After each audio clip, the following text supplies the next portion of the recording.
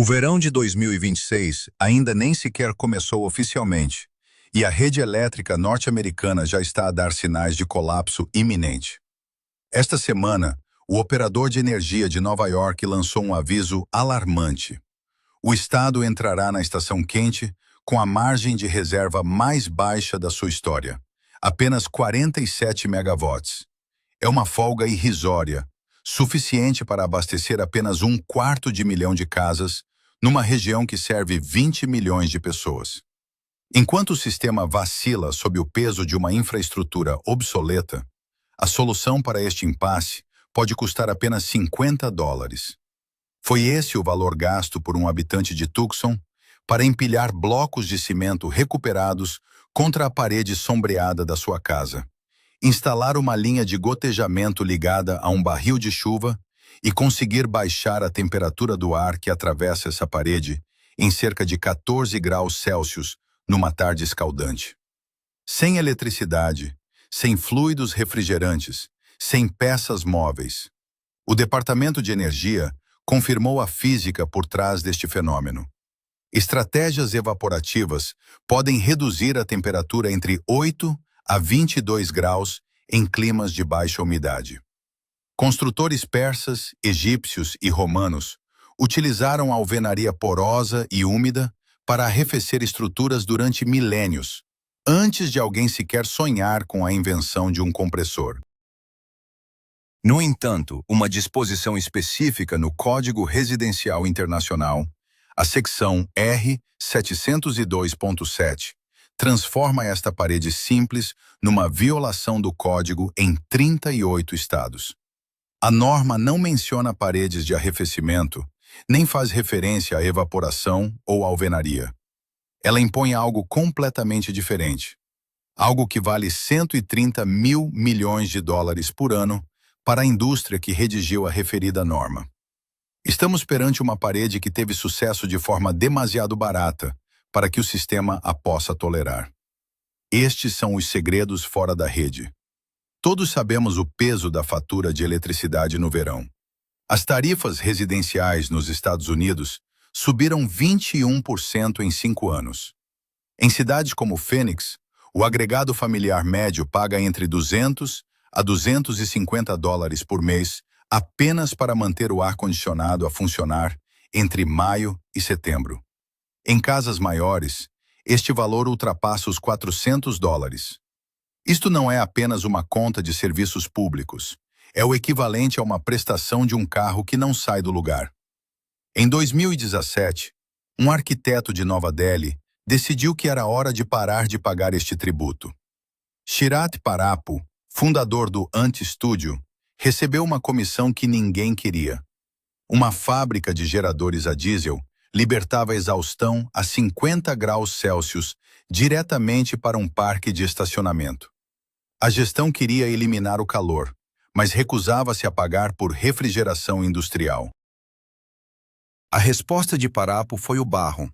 Ele empilhou cerca de 700 cones de terracota feitos à mão num padrão de favo de mel, deixando a superfície porosa e sem vidrado, e fez circular água reciclada sobre a estrutura. Quando o ar quente atingia a terracota úmida, saía do outro lado significativamente mais fresco. A física é elementar. Cada galão de água que evapora absorve cerca de 8.000 BTU de calor do ar circundante. A mesma energia térmica que um ar-condicionado de 1 tonelada move em 90 minutos. Mas a parede de terracota fala apenas pelo custo da água. Parapu não estava a inventar nada, estava a recordar. A forma como arrefecemos os nossos edifícios atualmente está totalmente errada. Se transferíssemos apenas 30% da carga térmica doméstica para uma parede destas, a poupança seria imediata e tangível. Não daqui a 11 anos, após o retorno de um investimento solar dispendioso, mas já no próximo mês. É a diferença entre sobreviver a agosto ou ficar para trás nas contas. Eles tentaram proibir a técnica através de códigos, mas não podem proibir a física. É necessário ser honesto. Esta parede não é uma solução universal. A evaporação necessita de ar seco. Em locais com 80% de umidade relativa, como Houston ou Miami, a queda de temperatura é quase imperceptível. Contudo, em regiões compatíveis, que abrangem cerca de 40% do território continental dos Estados Unidos, uma parede de alvenaria porosa não é um suplemento ao ar-condicionado, é o seu substituto. E a física torna-se mais potente à medida que o calor intensifica. Investigadores do Instituto de Tecnologia de Tóquio mediram tubos de cerâmica porosa que elevam a água mais de 1 metro verticalmente apenas por capilaridade. A parede molha-se a si própria através da gravidade e da tensão superficial, forças que não emitem faturas mensais. No deserto iraniano, existe uma estrutura com 2.400 anos que utilizava este princípio para fabricar gelo no pico do verão. Os yakshaws eram cúpulas de adobe que se erguiam até 18 metros, protegendo câmaras subterrâneas enormes, com paredes de mais de 2 metros de espessura, feitas de uma argamassa especial chamada saruge, composta por areia, argila, claras de ovo, cal, pelos de cabra e cinzas. Esta mistura resistia à transferência de calor de forma tão eficaz que a água congelada no inverno permanecia sólida durante todo o verão. O Yakshaw Moad, em Kerman, ainda está de pé após 24 séculos de sol implacável. Em fevereiro de 1978, o mundo ocidental teve finalmente acesso aos cálculos termodinâmicos por trás destas estruturas. Mas o princípio nunca foi exclusivamente persa. Frescos egípcios de 2500 a.C. já mostravam servos a ventilar jarros de água porosos. Os romanos penduravam tecidos molhados nas portas. Todas as civilizações que viveram no calor descobriram a mesma física de forma independente. No entanto, quando um arquiteto moderno tentou construir casas que não precisavam de ar-condicionado, perdeu a licença durante 17 anos. A secção 702.7 do Código Residencial Internacional exige retardadores de vapor de classe 2 no interior das paredes. E as atualizações de 2026 apertam ainda mais as regras, exigindo barreiras resistentes à água atrás de cada revestimento exterior. O objetivo explícito é evitar a acumulação de água dentro da parede. Ora, uma parede de alvenaria evaporativa passiva acumula água de propósito. É assim que funciona. O estratagema regulatório é elegante na sua dissimulação. Nenhum livro de códigos menciona a proibição direta da alvenaria porosa, mas impõe características que uma parede deliberadamente úmida e respirável não pode possuir. Um inspetor pode citar múltiplas violações numa única estrutura, e o único caminho legal para uma exceção custa milhares de dólares em pareceres de engenharia, tornando a parede de $50 num investimento de 10 mil. O mercado de climatização gerou quase 130 mil milhões de dólares em 2025.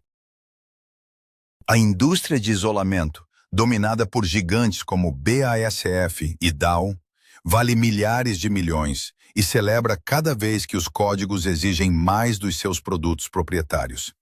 Mais de metade da receita do setor de serviços provém de contratos de manutenção preventiva. O modelo de negócio baseia-se num cliente recorrente que paga centenas de dólares para manter uma máquina viva, uma máquina que uma parede úmida tornaria obsoleta. Uma parede de $50 que nunca avaria destrói o modelo de subscrição. Mike Reynolds, o arquiteto das Earthships, foi perseguido por construir casas que não seguiam a prática padrão, ou seja, casas que não precisavam de ar-condicionado. Foram necessários 17 anos e legislação especial para que ele pudesse voltar a praticar. Mas a barreira não é apenas legal, é financeira.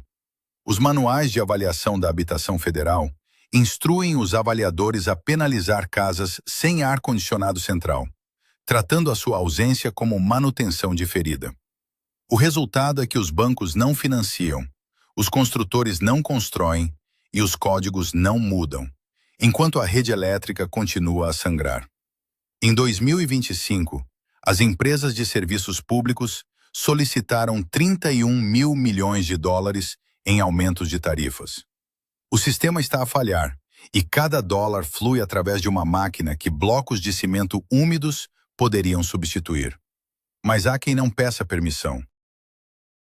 Quinton Wilson começou a fabricar tijolos de adobe no seu quintal por ser um material gratuito e o processo simples. Ele passou décadas a construir casas solares de adobe no Novo México, onde a massa térmica armazena calor de dia e liberta-o à noite. No entanto, os sistemas de certificação energética dão crédito zero a esta massa térmica, porque suas metodologias não compreendem o que estão a medir. Uma parede que funciona melhor na realidade do que uma estrutura de madeira isolada é classificada como inferior no papel. Em 1971, Steve Baer utilizou tambores de água para climatizar a sua casa em Corrales, uma estrutura que se mantém confortável há 53 anos sem qualquer conta de serviços públicos para aquecimento ou arrefecimento. Baer morreu em 2024, precisamente quando a crise da rede que ele previu chegou. Enquanto a América regula estas soluções até a extinção, o resto do mundo escala-as. Na Índia, os refrigeradores evaporativos são a tecnologia dominante e o governo promove-os explicitamente como infraestrutura nacional. Em Yazd, no Irão, 700 captadores de vento continuam em uso diário, puxando ar fresco para as salas de estar, como tem feito há séculos. Doug Balcon, um físico nuclear, construiu estufas solares passivas, cujo custo de eletricidade era de apenas $48 por ano. Hassam Fatih projetou aldeias inteiras de tijolos de lama no Egito, defendendo que não há fábrica no mundo capaz de produzir casas que os mais pobres possam pagar tão bem como a própria terra. A história deu-lhe razão. A versão acessível desta tecnologia é simples. 64 blocos de cimento, argamassa, ferro, um barril e uma linha de gotejamento. Se for construída como uma estrutura de jardim independente, abaixo de uma certa altura e sem carga estrutural, muitas vezes nem sequer requer licença. É uma característica paisagística que arrefece a casa. O padrão de supressão repete-se em todas as técnicas enterradas. Tubos de terra que arrefecem o ar a profundidades constantes são excluídos por preocupações infundadas com radão. Chaminés solares entram em conflito com mandatos de estanqueidade ao ar. A terra batida, com 8.000 anos de provas dadas, exige selos de engenharia caríssimos. Eles não nos dizem que os persas faziam gelo no deserto 400 anos antes de Cristo, com cúpulas de adobe e o frio do céu noturno. Não nos dizem que o seu ar-condicionado central de $5.000 estará num aterro antes de os seus filhos terminarem o secundário, enquanto estruturas milenares continuam funcionais. Não nos dizem que a indústria de isolamento financia os grupos que redigem as normas que tornam a sua parede ilegal. O governo federal sabe que funciona. O Centro de Visitantes do Parque Nacional de Zion utiliza estas torres de arrefecimento passivo para reduzir o consumo de energia em 70%, mas as regras de avaliação tornam impossível construir o mesmo no seu bairro. Algures, esta noite, uma brisa move-se através de uma parede que não deve nada a uma empresa de eletricidade, nada a um compressor, nada a um ciclo de faturação. Move-se porque a água quer tornar-se vapor e o ar quer tornar-se fresco. Isso não é um produto, não é uma subscrição, é física. É mais antiga do que qualquer comitê de códigos, do que qualquer lobby industrial ou aumento de tarifas. A parede não precisa do seu dinheiro, precisa da sua atenção. E agora, ela tem-na.